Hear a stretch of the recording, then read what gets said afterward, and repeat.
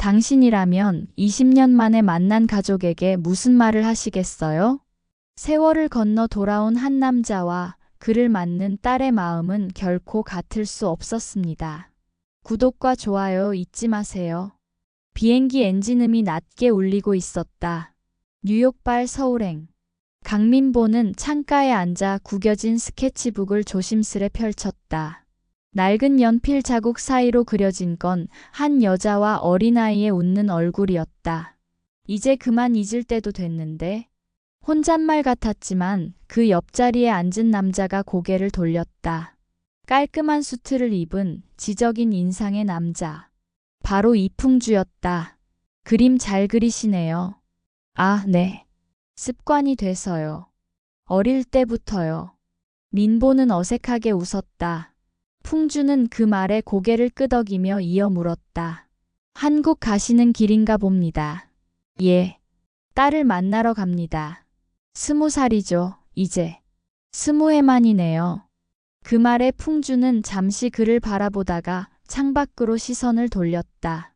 저도 가족 문제로 가는 길입니다. 그렇습니까? 가족은 참 어렵죠. 네. 그래서 피하고 싶을 때도 많습니다. 둘 사이엔 짧은 침묵이 흘렀다. 하지만 이상하게 편안했다. 서로의 마음속에 지우지 못한 상처 하나쯤은 있다는 걸 굳이 말하지 않아도 느낄 수 있었다. 민보가 명함을 꺼내며 말했다. 혹시라도 인연이 닿으면 그림 한 장 선물하겠습니다. 풍주는 잠시 망설이다가 자신의 명함을 내밀었다. 이풍주 엄병원 혈액내과 과장. 민보는 그 이름을 읽다가 미묘하게 시선을 멈췄다. 의사시군요. 그렇습니다. 하지만 제 병은 제 스스로도 못 고칩니다. 그건 가족병이죠. 두 사람은 서로의 눈빛에서 이상한 공통점을 느꼈다. 누군가를 잃은 사람만이 가진 그 공허한 눈빛. 비행기는 구름 사이를 가르며 천천히 한국 상공으로 진입했다. 돌아가야 할 곳이 있다는 사실이 그에게는 아직 실감나지 않았다. 민보는 마지막으로 스케치북을 덮으며 속삭였다. 이번엔 도망치지 말자. 인천공항 도착. 마리는 손에 쥔 스마트폰을 꼭 쥐고 있었다. 도착하셨나요? 그녀의 문자엔 이미 읽음 표시가 떴지만 답은 없었다. 공항 게이트 앞에서 기다리는 그 몇 분이 마리에게는 몇 년처럼 길게 느껴졌다. 주변엔 가족들이 반갑게 포옹하며 웃고 있었지만 마리의 표정은 점점 굳어갔다. 혹시 나를 보고도 모른 척하면 어떡하지? 그때 사람들 사이에서 한 남자가 천천히 걸어 나왔다. 은빛 머리카락, 낡은 트렌치코트, 그리고 손에 든 스케치북. 마리는 숨이 멎는 듯 멈춰 섰다. 그 남자 바로 강민보였다. 마리야. 그의 목소리는 낮고 떨려 있었다. 마리는 잠시 눈을 마주쳤다가 시선을 피했다. 아빠 진짜 내가 보고 싶었어요? 짧고 단단한 한마디였다. 민보는 대답하지 못했다. 오히려 웃어버렸다.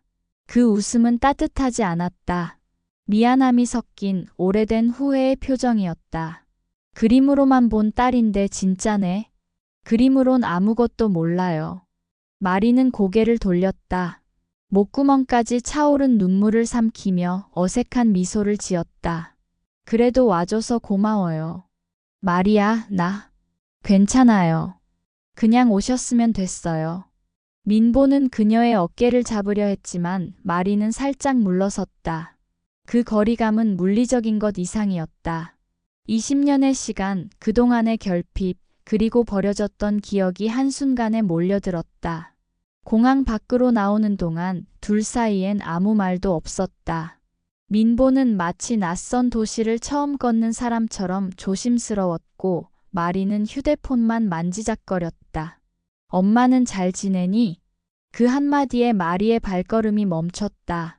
아빠 엄마 얘기 꺼내지 마세요. 지금은. 그래도 네 엄마니까. 그런 말 이제 그만요. 전 그냥 엄마랑 다른 인생 살고 싶어요. 민보는 아무 말도 하지 못했다. 그의 표정엔 후회와 두려움이 동시에 스쳤다. 또 상처를 주는 건 아닐까? 잠시 후 공항 밖 주차장. 민보는 트렁크를 열며 말했다. 이거 내 선물이야. 그는 마리에게 작은 캔버스와 물감 세트를 내밀었다. 그림 아직 그리지? 마리는 잠시 캔버스를 바라보다가 말했다. 이젠 그림보다 현실이 중요해요. 그녀의 말에 민보는 씁쓸하게 웃었다. 그럼 나 현실부터 다시 그려야겠네. 잠시 정적. 멀리서 비행기가 이륙하며 하늘로 솟아올랐다. 그 장면을 바라보던 마리가 입을 열었다. 그림 그리는 손보다 잡아줄 손이 더 필요했어요. 그 말에 민보의 눈이 흔들렸다. 미안하다. 괜찮아요. 그냥 이제부터라도 늦지 않았으면 좋겠어요. 그날 밤 민보는 낯선 숙소의 창문 앞에서 담배를 꺼내 들었다. 하지만 불은 붙이지 않았다. 그는 주머니에서 비행기 안에서 받은 명함을 꺼냈다. 이풍주 엄병원 혈액내과 과장. 이름을 천천히 되뇌었다. 이풍주 어디서 들어본 이름인데? 그리고 곧 희미한 미소가 번졌다. 이상하지 내 딸도 의사고 그 남자도 의사네.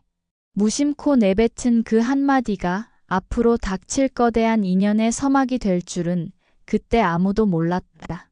마리는 그 시각 버스 창가에 얼굴을 기대고 있었다. 공항에서 받은 캠버스가 무릎 위에 놓여 있었다. 그녀는 속으로 중얼거렸다. 아빠는 변한 걸까 아니면 나만 변한 걸까?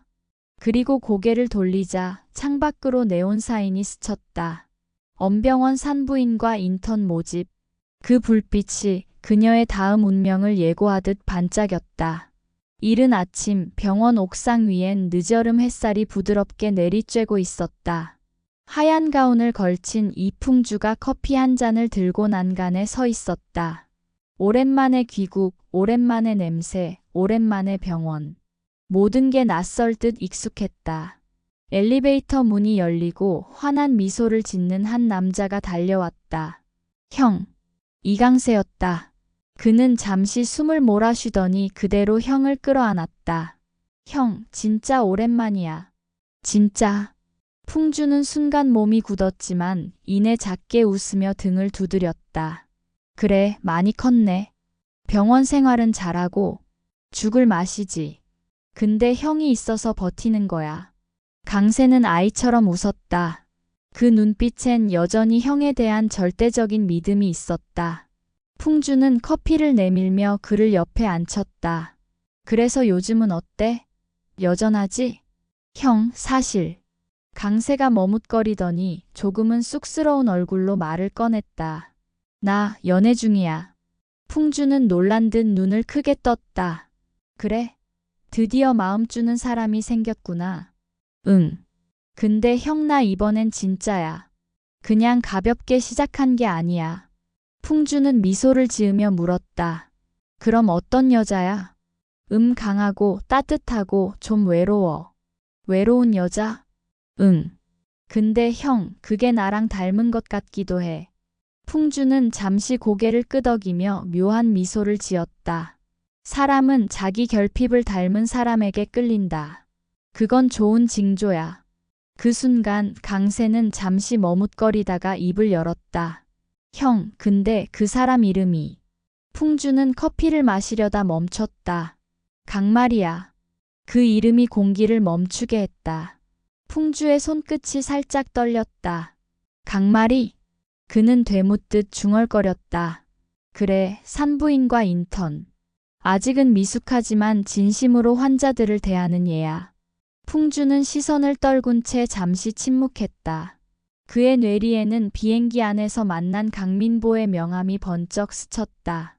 그 남자가 말했던 20살짜리 딸이라는 말, 그리고 그림 속 웃고 있던 여자아이의 얼굴. 설마. 그는 속으로 중얼거렸다. 하지만 티를 내지 않으려 애썼다. 그래, 이름이 예쁘네. 응, 예쁘지? 성격은 좀 고집 세지만 그래도 사랑스러워. 그래, 사랑은 그런 거지. 고집도 감정의 한 종류니까.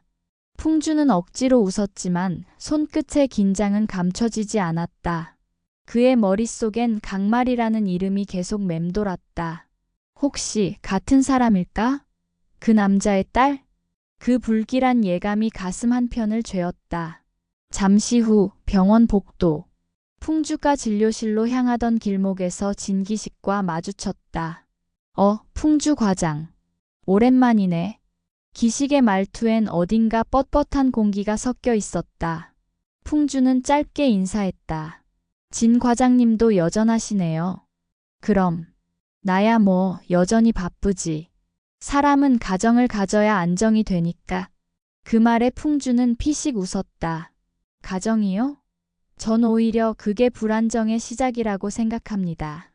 기식의 표정이 잠시 굳었다. 그래도 혼자는 외롭잖아. 요즘 젊은 친구들도 결혼은 하던데 풍주 과장은 아직도 혼자야? 네. 제 일엔 환자가 있고 그게 다입니다. 의사니까 그런 말 하지. 하지만 언젠간 깨닫게 될 거야. 사람이란 결국 피로 이어지는 존재라는 걸.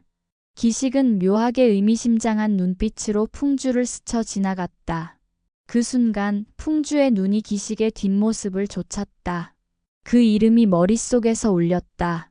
진기식, 엄병원 산부인과 과장. 그리고 예전부터 소문이 무성했던 정자 기증 사건. 풍주는 문득 오래된 의대 시절의 기억 하나가 떠올랐다. 그 해 기분 교수의 지시로 일부 신입생의 샘플이 사라졌던 일. 그리고 그 샘플이 누군가의 임신으로 이어졌다는 소문. 설마 그게 말일까? 풍주의 눈빛이 차갑게 변했다. 그는 복도 한쪽 벽면의 유리창에 비친 자신의 얼굴을 바라봤다. 이 병원은 언제나 같은 냄새가 나는군. 속삭이듯 내뱉은 말 속엔 묘한 경계와 분노가 섞여 있었다. 퇴근 시간 의국 내부. 강세는 여전히 흥분된 얼굴로 형에게 메시지를 남기고 있었다. 형, 오늘 마리가 새벽까지 당직이래. 같이 야식 먹으면서 얘기 좀 해야겠어. 풍주는 메시지를 보고 잠시 고민하다가 답장을 보내지 않았다. 그저 조용히 창문 밖으로 눈을 돌렸다. 밖은 어둠이 깔리고 병원 불빛이 창백하게 번지고 있었다. 그는 손가락으로 책상 위 명함을 쓸어내렸다. 강민보 화가. 그 옆엔 마리의 이름이 적힌 인턴 명단이 있었다. 두 이름 사이를 바라보며 풍주는 미묘한 긴장에 사로잡혔다. 이게 단순한 우연일까? 아니면 운명의 장난일까? 그 시각 진기식은 회의실 창가에서 통화를 하고 있었다. 그래, 풍주가 돌아왔어. 그런데 그 녀석 말이 주변을 맴도는 것 같아. 상대방의 목소리가 낮게 울렸다. 그래서 불안한 거야? 불안하다고? 아니, 그냥 확인이 필요한 거지. 혹시 그 애가 내 피 때문일까 봐. 기식은 순간 아무 말도 하지 않았다. 그리고 이내 낮게 대답했다. 확실히 하기 전까진 아무 말도 하지 마. 그의 눈빛엔 집착에 가까운 불안이 서려 있었다. 풍주는 진료실로 돌아와 불 꺼진 조명을 바라보았다. 그의 머릿속엔 여전히 강세의 말이 떠올랐다. 그 아이 이름이 마리야. 그리고 이어진 장면 하나. 비행기 안에서 웃으며 딸 이야기를 하던 남자 강민보. 그때 들려온 짧은 한마디가 귀에 울렸다. 20살짜리 딸을 만나러 갑니다. 그 말이 지금의 현실과 하나로 겹쳐지는 듯했다. 그는 자리에 앉아 두 눈을 감았다. 만약 그 아이가 그 남자의 딸이라면 강세는. 풍주의 가슴이 무겁게 내려앉았다. 차마 끝까지 생각할 수 없었다. 형으로서, 의사로서, 인간으로서 그 어떤 선택도 정답이 될 수 없을 것 같았다. 그는 조용히 숨을 내쉬었다. 이건 단순한 사랑의 문제가 아니군. 그의 눈동자가 창가의 불빛에 반사되어 서늘하게 빛났다. 어딘가에서 누군가의 운명이 이미 얽히기 시작한 듯했다. 그날 밤 병원 복도 끝. 강세는 마리에게 전화를 걸고 있었다. 마리야, 오늘은 꼭 보고 싶어. 나한텐 네가 전부야. 그의 목소리는 따뜻했지만 어딘가 불안한 떨림이 섞여 있었다. 바로 그 복도 너머 문틈 사이로 풍주의 그림자가 길게 드리워졌다. 그는 조용히 그 장면을 바라보다가 아주 낮은 목소리로 말했다. 전부라 그 말이 얼마나 무서운지 넌 아직 모르겠지. 그의 손에는 여전히 강민보의 명함이 쥐어져 있었다. 운명의 실은 이미 팽팽히 당겨지고 있었다. 그리고 그 실 끝에는 서로 모르는 두 사람의 이름이 얽혀 있었다. 밤 공기가 싸늘했다. 병원에서의 긴 하루가 끝나고 마리는 편의점 유니폼을 갈아입으며 한숨을 내쉬었다. 이제 진짜 밤샘이네. 오늘도 잠은 글렀다. 인턴 생활만으로도 벅찼지만 생활비를 마련하기 위해 마리는 새벽 알바를 포기할 수 없었다. 형광등 불빛 아래 진열대의 음료수와 도시락을 정리하던 그녀의 손끝엔 피로가 묻어 있었다. 편의점 밖으로는 비가 부슬부슬 내리고 있었다. 거리는 조용했지만 이따금 트럭이 지나가며 물보라를 일으켰다. 그때 종소리처럼 맑은 벨소리와 함께 한 남자가 들어왔다. 후드티에 모자를 깊게 눌러쓴 남자, 얼굴은 잘 보이지 않았다. 마리는 반사적으로 어서 오세요 라며 인사했지만 그 남자는 아무 대꾸도 하지 않았다. 손에는 맥주 2캔과 과자 하나. 그는 계산대 앞에 서서 손을 덜덜 떨었다. 결제 도와드릴게요. 마리가 바코드를 찍는 순간 남자가 갑자기 몸을 돌렸다. 삑 하는 소리와 함께 맥주캔이 바닥에 떨어지고 문이 쾅 소리를 내며 열렸다. 저기요. 마리는 본능적으로 외쳤다. 남자가 물건을 들고 달아났다. 순간적인 판단이었다. 그녀는 계산대를 벗어나 비 내리는 거리로 그대로 뛰쳐나갔다. 거기 서요. 골목길을 가르는 그녀의 목소리가 새벽 공기를 갈랐다. 남자는 비틀거리며 도망쳤고 미끄러운 바닥 위를 달리는 마리의 발걸음은 점점 거칠어졌다. 심장이 터질 듯 뛰었다. 이게 단지 몇천 원짜리 물건 때문이 아니라는 걸 마리 자신도 알고 있었다. 그녀는 도망치는 뒷모습을 보며 떠나버린 누군가의 뒷모습을 겹쳐보고 있었다. 도망치지 마. 이번엔 내가 잡을 거야. 골목 끝 가로등 하나가 깜빡이며 어둠을 나눴다. 남자는 숨을 몰아쉬며 뒤돌아봤다. 그때 마리가 그의 손목을 붙잡았다. 놓치면 안 돼. 하지만 남자의 눈빛은 이미 광기로 번져 있었다. 놓으라니까. 그의 팔이 크게 휘둘리며 주머니 속에서 번쩍이는 것이 튀어나왔다. 칼이었다. 마리는 순간적으로 얼어붙었다. 시간이 느리게 흐르는 듯 했다. 남자의 손끝이 떨리고 그 칼날에 비친 자신의 얼굴이 낯설게 보였다. 이 돈 몇 푼 때문에 사람까지 다칠래? 그녀가 외쳤지만 남자는 더 격하게 소리쳤다. 다 내 탓이야. 아무도 날 안 믿잖아. 순간 남자가 다가오며 칼끝이 번쩍였다. 마리가 뒤로 물러나려는 찰나. 마리야. 그 소리가 어둠을 찢었다. 강세였다. 그는 숨이 찬 얼굴로 달려와 그대로 마리를 끌어안으며 몸을 돌렸다. 위험해. 남자의 칼이 허공을 가르며 휘둘렀고 강세는 몸으로 마리를 감쌌다. 마리의 귀 옆으로 그의 숨소리가 거칠게 닿았다. 비, 숨, 그리고 공포가 뒤섞였다. 경찰차 사이렌이 멀리서 울려왔다. 비가 점점 굵어지며 도로 위엔 붉은 빛이 번져갔다. 남자는 칼을 든 채 뒤로 물러났다가 경찰의 불빛을 보자 그대로 달아났다. 괜찮아? 다친 데 없어? 강세는 마리의 어깨를 붙잡고 그녀의 얼굴을 살폈다. 마리는 입술을 깨물며 고개를 저었다. 괜찮아요. 진짜 괜찮아요. 하지만 손은 떨리고 있었다. 그녀의 눈가에 떨어진 건 빗물인지 눈물인지 알 수 없었다. 강세는 조심스레 그녀의 손을 잡았다. 왜 혼자 쫓아가? 위험하게. 그냥 그럴 수밖에 없었어요. 왜? 모르겠어요. 그냥 누군가 또 도망가는 게 싫었어요. 그 한마디에 강세의 눈빛이 흔들렸다. 그는 그녀를 가만히 바라보다 마치 스스로에게 하는 말처럼 낮게 중얼거렸다. 이제 도망치는 건 내가 할게. 넌 지켜줄게. 비는 그칠 줄 몰랐다. 경찰들이 현장 조사를 하는 동안 마리는 구석 벤치에 앉아 있었다. 그녀의 눈앞엔 젖은 캠퍼스 가방과 부서진 우산이 놓여 있었다. 그 모든 게 오늘 하루의 상징처럼 느껴졌다. 그녀는 조용히 중얼거렸다. 나는 왜 이렇게 무모할까? 그때 강세가 그녀의 옆에 앉았다. 무모한 게 아니라 용감한 거야. 네가 아니면 아무도 그 남자를 막지 못했을 거야.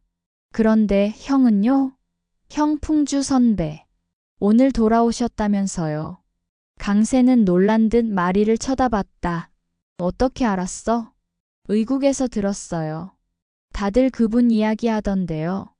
강세는 잠시 웃다가 시선을 피했다. 형은 나보다 훨씬 냉정하고 똑똑해. 하지만 가끔 너무 차가워. 형제라도 다른가 봐요. 그게 가족이니까. 다르면서도 닮았지. 강세는 그녀의 손을 가볍게 잡았다. 우리도 그럴까? 그 질문에 마리는 답하지 못했다. 그저 고개를 숙인 채 그녀의 젖은 머리카락이 빗물처럼 흘러내렸다.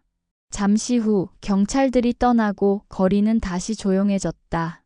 강세는 마리를 집까지 데려다주며 조심스레 말했다. 마리야, 오늘은 그냥 푹 자. 그리고 내일 나한테 말해줘. 무슨 말을요? 네가 왜 그렇게 눈을 피했는지, 왜 그렇게 달려갔는지. 마리는 잠시 그의 얼굴을 보다가 아주 조용히 말했다. 그냥 잡고 싶었어요. 잃어버린 걸. 그녀의 목소리는 거의 속삭임에 가까웠다. 강세는 아무 말 없이 그녀의 어깨 위로 우산을 더 기울였다. 빗줄기가 두 사람을 하나로 묶듯 내려앉았다. 멀리서 어둠 속 누군가가 그 모습을 지켜보고 있었다. 흰 셔츠 위에 젖은 코트를 걸친 남자 이풍주였다. 그는 조용히 숨을 고르며 휴대폰 화면을 켰다. 뉴스 알림이 떴다. 새벽 편의점 강도 미수, 인턴 의사 여주인공. 기사 속 희미한 사진 한 장. 거기엔 젖은 머리로 경찰에게 진술하는 강마리의 모습이 있었다. 풍주는 핏기 없는 얼굴로 화면을 바라봤다. 강마리. 그의 손이 미세하게 떨렸다. 결국 이렇게 다시 만나게 되는군. 그의 목소리는 낮고 슬펐다. 비는 여전히 내리고 그의 뒷모습 위로 붉은 가로등 불빛이 흐릿하게 깔렸다. 그 빛이 마치 오래된 죄의 그림자처럼 길게 번졌다. 그리고 그 시각 강민보는 낡은 숙소의 창가에 앉아 있었다. 뉴스 속 그 기사를 똑같이 보고 있었다. 그는 깊은 한숨을 내쉬었다. 마리 너는 나를 닮았구나. 그의 눈가가 젖었다. 화면 너머의 딸은 자신이 몰랐던 세상 속에서 이미 너무나 단단해져 있었다. 그는 조용히 속삭였다. 이젠 내가 너를 지켜야 할 차례구나. 창밖으로 내리는 비 사이로 새벽이 흘러가고 있었다. 그리고 그 새벽의 어둠 속 서로 알지 못한 채 연결된 세 사람의 운명은 서서히 하나로 엮이기 시작했다. 새벽의 사건 이후 하루가 지났지만 마리는 여전히 심장이 빠르게 뛰는 걸 느꼈다. 칼끝이 스쳐 지나가던 그 순간의 공포는 사라지지 않았고 그때 자신을 덮쳐 안았던 강세의 체온이 오히려 더 선명히 남아 있었다. 괜찮아?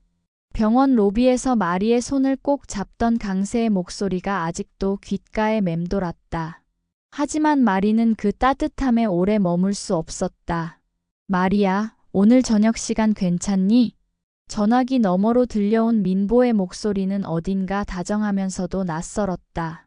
오늘은 아빠가 밥 사줄게. 그냥 우리 둘이. 그녀는 잠시 망설였다. 네. 그럼요. 대답을 내뱉고 나서야 가슴 속 깊은 곳이 이상하게 무거워졌다. 이제야 아빠라는 말이 조금 실감나네. 저녁 7시. 서울 북촌의 작은 한식집. 문을 열자마자 따뜻한 된장국 냄새가 코끝을 스쳤다. 민보는 이미 자리에 앉아 있었다. 그의 앞엔 작은 꽃다발이 하나 놓여 있었다. 아빠가 꽃 좋아했잖아. 기억 안 나? 마리가 웃으며 앉으려는 순간 문이 다시 열렸다. 나도 왔어. 그 목소리에 마리의 미소가 굳었다. 주시라. 짧은 원피스의 화려한 귀걸이, 마치 식사보단 싸움을 하러 온 사람 같았다. 엄마 여기 왜? 왜라니? 나도 말이 엄마야. 빠질 이유 없잖아. 시라는 당당히 의자에 앉으며 머리를 쓸어 넘겼다. 민보의 표정이 복잡하게 일그러졌다. 시라, 이건 둘만의 자리였어. 둘만의 자리가 어딨어? 딸 문제인데. 내가 빠지면 서운하지. 그녀는 아무렇지 않게 물컵을 들었다. 마리는 애써 웃으며 분위기를 풀려 했다. 그냥 같이 먹어요. 어색하잖아요. 하지만 이미 공기는 차갑게 얼어붙어 있었다. 민보는 고개를 숙인 채 묵묵히 숟가락만 들었다. 마리는 그의 눈치를 보며 젓가락으로 반찬을 옮겼다. 아빠, 이거 드세요. 좋아하던 멸치볶음이에요. 민보는 고개를 들어 마리를 바라봤다. 그 눈빛엔 미안함과 그리움이 동시에 얽혀 있었다. 고맙다. 그런데 넌 진짜 많이 컸다. 그 말에 시라가 코웃음을 쳤다. 그래, 많이 컸지. 혼자 다 컸잖아. 누가 옆에서 도와준 적 있었나? 민보의 손이 멈췄다. 시라, 그 말은 좀. 뭐? 사실이잖아. 당신은 그림 그릴 때만 좋은 아빠였지. 현실은 몰랐잖아. 그녀의 말투엔 오래 쌓인 원망이 묻어 있었다. 그때 나 혼자서 임신하고 혼자서 아이 키우고 당신은 도망쳤잖아. 뉴욕으로. 민보는 입술을 깨물었다. 그땐 내가 감당할 자신이 없었어. 감당? 그 말 참 편하지. 나도 감당 못했어. 근데 난 도망 안 갔어. 시라의 목소리가 떨렸고 마리는 그 둘 사이에서 고개를 숙였다. 그만해요. 마리가 조용히 말했다. 오늘은 그냥 밥만 먹어요. 제 앞에서 싸우지 마요. 그 말에 시라가 잠시 말을 잃었다. 민보는 깊은 숨을 내쉬었다. 말이 맞아. 이제 그런 얘기 그만하자. 그만하자고. 이제 와서? 당신은 늘 그래. 힘들면 도망치고 불편하면 외면하고. 시라의 말은 독처럼 번졌다. 그림 속에선 뭐든 예쁘지. 근데 현실은 그게 안 되잖아. 당신은 현실을 몰라. 민보의 눈빛이 흔들렸다. 그 말은 정확히 그의 가장 깊은 곳을 찔렀다. 잠시 침묵이 흘렀다. 식탁 위엔 국물과 젓가락 소리만 메아리 쳤다. 마리는 억지로 웃었다. 아빠, 엄마 둘 다 좀만 참아요. 나 이제 어른이에요. 예전처럼 싸우지 말아요. 너한테 상처 주기 싫었어. 민보의 목소리가 낮게 깔렸다. 그래서 도망쳤어요? 마리의 질문에 그는 아무 말도 하지 못했다. 상처는 이미 다 줬어요. 근데 그래도 보고 싶었어요. 그 말에 민보의 눈가가 젖었다. 마리야, 그냥 밥이나 먹어요. 다 식어요. 식사가 끝나갈 즈음 시라는 의자를 밀치며 자리에서 일어났다. 역시 예상대로네. 따뜻한 말 한마디 하는 법은 여전하네. 강민보. 시라, 이제 그만해. 그만은 무슨. 이제 시작이지. 당신 돌아온다고 해서 뭐 달라질 줄 알았어? 마리는 이미 다 컸어. 이제 당신 필요 없어. 마리는 자리에서 벌떡 일어섰다. 엄마. 왜 틀린 말 했어? 그녀의 눈엔 화가 아닌 슬픔이 가득했다. 엄마는 왜 항상 누군가를 밀어내요? 아빠가 도망친 게 아니라 엄마가 먼저 몰아낸 거예요. 순간 시라의 표정이 얼어붙었다. 민보는 놀라 마리를 바라봤다. 그녀는 숨을 몰아쉬며 말을 이었다. 나는 엄마처럼 살고 싶지 않아요. 사랑도 후회도 도망도 없이 그냥 내 인생 살고 싶어요. 그 말에 시라는 아무 말도 하지 못했다. 마리의 눈엔 눈물이 맺혀 있었지만 그 얼굴엔 결심이 비쳤다. 그녀는 가방을 들고 식당을 나섰다. 비가 다시 내리기 시작했다. 식당 유리창을 타고 흐르는 빗물이 세 사람의 표정을 비췄다. 민보는 그녀의 뒷모습을 바라보다가 조용히 중얼거렸다. 미안하다, 마리야. 이번엔 끝까지 도망치지 않을게. 밖으로 나온 마리는 천천히 걸었다. 비가 머리카락을 적셔도 그녀는 아무렇지 않았다. 그저 마음이 시렸다. 휴대폰을 꺼내보니 강세에게서 메시지가 와 있었다. 너무 걱정돼. 괜찮아? 그녀는 잠시 화면을 바라보다 손끝으로 짧게 답장을 남겼다. 괜찮아요. 그냥 조금 외로워요. 그리고 그 문자를 보내자마자 하늘에서 번개가 번쩍였다. 그 불빛 속에 그녀의 얼굴이 희미하게 비쳤다. 식당 안. 민보는 홀로 남은 숟가락을 내려놓았다. 시라는 맞은편에서 고개를 숙이고 있었다. 시라. 왜? 이제 그만 서로 탓하자. 우리가 망친 건 아이가 아니라 서로야. 그 말에 시라의 눈가가 젖었다. 그녀는 아무 말 없이 손가락으로 식탁 위를 긁었다. 그림 그릴 때만 좋은 아빠였다고 했지. 근데 그게 나도 부러웠어. 그녀의 목소리는 거의 들리지 않을 만큼 작았다. 민보는 그 말을 들은 듯 천천히 고개를 끄덕였다. 두 사람 사이엔 더 이상 말이 없었다. 다만 남겨진 그 침묵이 오히려 오래된 사랑의 잔향처럼 식당 안을 감쌌다. 밤이 깊었다. 마리는 강세의 집 앞에 도착했다. 문 앞 불빛이 따뜻하게 깜빡였다. 그녀는 잠시 망설이다가 조용히 속삭였다. 오늘은 나 그냥 여기 있고 싶어요. 그 문이 열리며 어둠 속에서 강세가 마주 섰다. 그의 눈빛은 말없이 그녀를 품었다. 밖에선 여전히 비가 내리고 그 빗소리 사이로 세 사람의 인연은 또다시 새로운 균열을 향해 흘러가고 있었다. 밤은 깊었다. 창문 밖으로 떨어지는 빗방울이 유리창을 두드릴 때마다 그 소리가 마리의 심장을 건드렸다. 그녀는 하루 종일 꾹 눌러왔던 감정이 한꺼번에 터져나오는 걸 느꼈다. 식당에서 엄마와 아빠 사이에 껴서 들었던 말들, 그림 그릴 때만 좋은 아빠였지라는 시라의 냉소, 그만 서로 탓하자며 고개 숙이던 아버지의 한숨, 그 모든 장면이 무겁게 가슴을 짓눌렀다. 괜찮아? 강세의 목소리가 조용히 울렸다. 그녀는 술잔을 내려놓고 고개를 숙였다. 나 진짜 모르겠어요. 가족이라는 게 뭔지. 그 말은 울음이 아니라 절규에 가까웠다. 그녀의 어깨가 떨렸다. 같이 밥을 먹어도 낯설고 같은 피라도 다르다고 느껴져요. 가족이라면서 왜 이렇게 멀까요? 강세는 잠시 말이 없었다. 그의 눈엔 깊은 공감이 비쳤다. 자신 또한 가족이라는 단어에 늘 그늘이 드리워져 있었기 때문이다. 그는 천천히 손을 뻗어 마리의 머리칼을 쓸어 넘겼다. 그럼. 그의 목소리가 낮게 깔렸다. 우리 둘이 만들면 되잖아. 뭘요? 가족. 우리 둘이 새로 만들자. 피나 과거가 아니라 지금의 마음으로. 마리는 그 말을 듣는 순간 눈물이 흘렀다. 그 눈물엔 슬픔보다는 안도감이 섞여 있었다. 나랑 살자, 마리야. 그의 말은 고백처럼, 약속처럼, 혹은 기도처럼 들렸다. 그녀는 대답 대신 그의 어깨에 얼굴을 묻었다. 그런 말 함부로 하면 안 돼요. 난 함부로 한 적 없어. 네가 내 곁에 있을 때 세상이 덜 무서워져. 그 말에 마리는 천천히 눈을 감았다. 세상이 덜 무서워진다. 그 문장이 그녀의 귓가에 오래 머물렀다. 그녀는 그제야 알았다. 가족은 피가 아니라 마음으로 만드는 것임을. 밤이 더 깊어가자 마리는 술에 취해 잠이 들었다.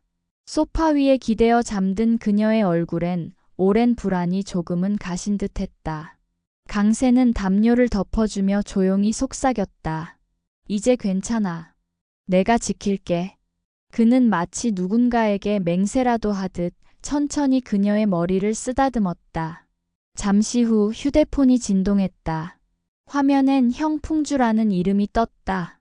강세는 살짝 놀라 전화를 받았다. 형, 무슨 일이야? 오늘 병원에 택배가 왔는데. 풍주의 목소리는 어딘가 망설임이 느껴졌다. 그림 한 장이 들어 있었어. 그리고 명함 한 장. 명함? 뉴욕 화가 강민보. 들어본 적 있어? 강세의 눈이 커졌다. 민보? 그건 네가 요즘 만난다는 아이 강마리. 혹시 그 아이 아버지 이름이? 풍주의 말이 끝나기도 전에 강세의 손이 굳었다. 형, 잠깐만. 그건 확인부터 해. 풍주의 목소리가 단호하게 낮아졌다. 이건 우연이 아닐지도 몰라. 그 시각 풍주는 자신의 집으로 돌아와 있었다. 조용한 방 안 택배 상자를 다시 열었다. 그 안에는 비행기 안에서 나눴던 스케치 한 장이 들어 있었다. 그림 속엔 환하게 웃는 소녀와 그 옆에서 그림을 그리는 남자가 있었다. 그리고 그림 아래에는 작게 쓰인 글씨. 말이 네가 내 전부야. 풍주는 그 글씨를 오래 바라보았다. 그리고 이내 한참 동안 아무 말도 하지 못했다. 그의 머릿속엔 여러 조각이 연결되기 시작했다. 비행기에서 마주친 남자, 20살짜리 딸을 만나러 간다던 그 말, 병원에서 들었던 강세의 고백, 그리고 그 이름 강마리. 모든 실이 하나의 중심으로 모여들고 있었다. 강민보라. 그의 목소리가 낮게 울렸다. 어쩐지 익숙한 이름인데. 그는 손가락으로 그림 위를 천천히 문질렀다. 잉크 자국이 손끝에 묻었다. 그리고 문득 떠오른 한 장면. 오래전 진기식이 교수실에서 은밀히 누군가의 이름을 속삭이던 기억. 그 샘플 실화 쪽으로 넘어갔다고요. 그때는 이해하지 못했지만 지금은 알 것 같았다. 이 모든 일이 하나의 긴 사슬로 이어져 있다는 것을. 풍주는 명함을 들어 빛에 비춰보았다. 뉴욕 화가 강민보. 그리고 그 밑에 작게 적힌 이메일 주소. minbo. 아트. kr. 그는 조용히 중얼거렸다. 이 이름이 다시 돌아왔다는 건 뭔가 시작된다는 뜻이겠지. 그의 표정엔 묘한 긴장과 두려움이 엇갈렸다. 창문 밖으론 여전히 비가 내리고 그 빗소리 속에서 누군가의 발자국 소리가 겹쳐 들려오는 듯했다. 한편 강세의 집. 새벽 3시 마리가 깨어났다. 옆에서 자신을 지켜보는 강세의 얼굴이 보였다. 나 잠들었어요? 응. 많이 울었어. 그녀는 부끄러운 듯 미소 지었다. 울면 좀 나아질 줄 알았는데 더 복잡해졌어요. 복잡할수록 사람은 진심을 찾게 돼. 진심이요? 그래. 너한텐 나 어떤 사람이고 싶어? 그의 물음에 마리는 잠시 생각하다가 대답했다. 내 편. 그 한마디에 강세는 미소 지었다. 그럼 됐어. 이제부터 난 그거면 충분해. 그들의 눈빛이 잠시 맞닿았다. 창밖의 빗소리는 점점 잦아들었고 어두웠던 밤은 서서히 여명을 향해 물들어가고 있었다. 마리는 조용히 속삭였다. 이젠 도망치지 않을래요. 사랑도, 가족도, 내 인생도 내가 직접 지킬 거예요. 그녀의 말은 다짐처럼, 선언처럼 방 안을 채웠다. 강세는 그런 그녀를 바라보다가 천천히 손을 내밀었다. 그 손은 따뜻하고 단단했다. 마리는 그 손을 꼭 잡았다. 비로소 어딘가에 닫혀있던 마음이 열리는 듯했다. 그 시각 풍주의 방에선 전등이 꺼지고 명함 하나가 책상 위에 남겨져 있었다. 강민보. 그 이름이 빗물에 젖은 종이 위에서 희미하게 번지고 있었다. 낯선 두 남자의 운명, 그리고 한 여자의 선택이 교차하는 새로운 장이 열리고 있었다. 모든 인연이 서로의 비밀을 향해 움직이기 시작합니다. 지금 구독과 좋아요로 다음 이야기를 함께 지켜봐 주세요.